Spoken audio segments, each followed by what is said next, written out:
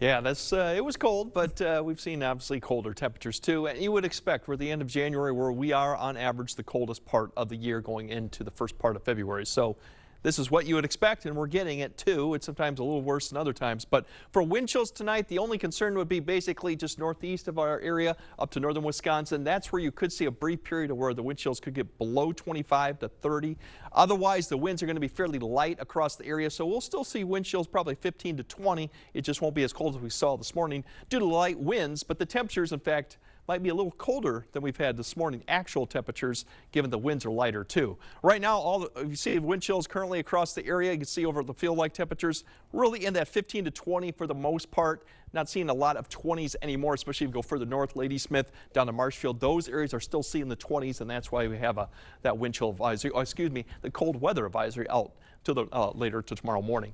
Big picture shows really the next system that we're watching is still trying to take shape over here. A lot of cloud cover stretching to the Dakotas up to Montana and Canada. Eventually, you're going to see a system developing there that's going to slide eastward across the area as we go to Tuesday evening. That's one round, and we have a couple more rounds with other systems that go.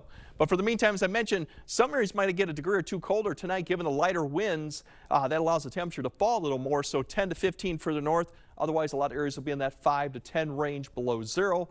As we go through tomorrow, the high temperatures, a few degrees warmer. Everyone's going to see a jump here back in the teens for most areas besides further north, upper single digits. So it's about a 7-8 degree jump from what we saw today for most areas.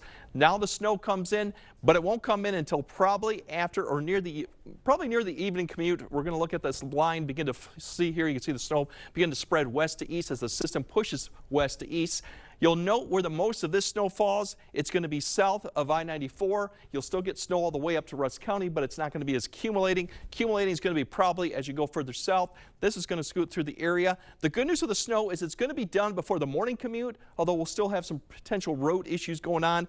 Temperatures Tuesday night are actually going to be fairly steady in the upper single digits to even into the teens above zero, so it's not going to fall off too much. Once this gets out of here, then we have more snow going as we go towards Wednesday afternoon. Now temperatures going into there, as I mentioned, the low is actually fairly nice going into Wednesday. We're actually above zero. Wednesday's highs are about 2 to 3 degrees below average, so it's actually not too bad. We're back in the 20s to the upper teens. Now, unfortunately, it doesn't last, but as I mentioned, we have snow coming back in. Wednesday afternoon, evening, it's kind of across the entire area, but you can see heavier amounts look to be staying just to the south. But this whole thing will continue to produce showers across the area through Wednesday night, potentially, as the cold air begins to filter back into the area, and that's just to the start. Snow amounts, probably 2 to 3 potentially down here for that first round as you go further south. And then if we go throughout the whole entire event, some areas could get into that 1 to 2 further north, maybe 2, even 5, depending on how things play out. And then after that, the temperatures fall really quickly. And note the temperatures going into Thursday through Saturday,